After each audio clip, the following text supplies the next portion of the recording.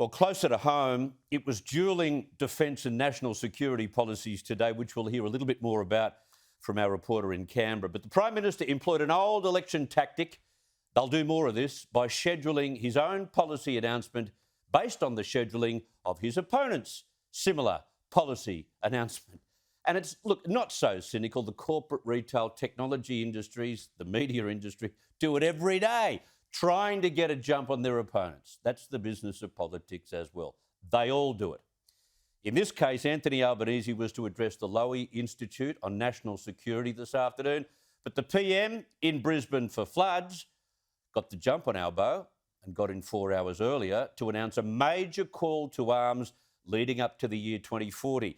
Now, Albo was snookered and he knew it. And they're always there up for an announcement. I mean, I find it interesting that there's another announcement today. The Prime Minister was here on this stage how many days ago? 2 or 3.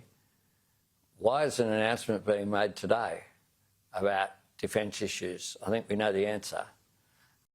Oh, come on, Albo. You got dudded. And you got nowhere near the detail required to make a splash today. He could have made his own difference. He could have made his own headline today, but he had very little detail. The leader's policies were like chalk and cheese. Albo delivered some wonderful platitudes. 3 key principles that are at the heart of Labor's national security policy. 1, defending Australia's territorial integrity. 2, protecting our nation's political sovereignty from external pressure. And 3, promoting Australia's economic prosperity and social stability. Just platitudes, no detail, a little bit like Rudd. Remember Rudd used to go, well, there are 3 reasons for this. 1, 2, 3. Remember that?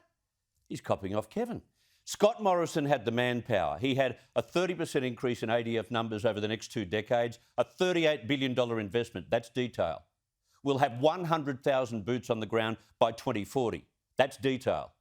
And the timing, I thought, was perfect. It was no contest, especially as far as the Prime Minister was concerned. Now, when you think about it, with a Defence Force annual budget of just over $40 billion, it would be a quarter less than it is today if we stuck with what Labor thought was the commitment to defence that was necessary in peacetime. That's not a false gap. That's a real gap.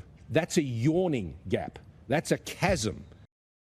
He's right. We're making up for lost soldiers. We're making up for lost manpower and hardware.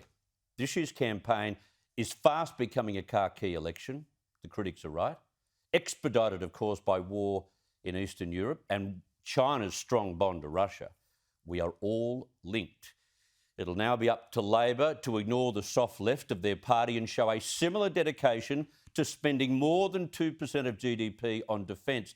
Albo says he will, but it's an awkward position for a party which may have to cuddle up to the Greens to form government.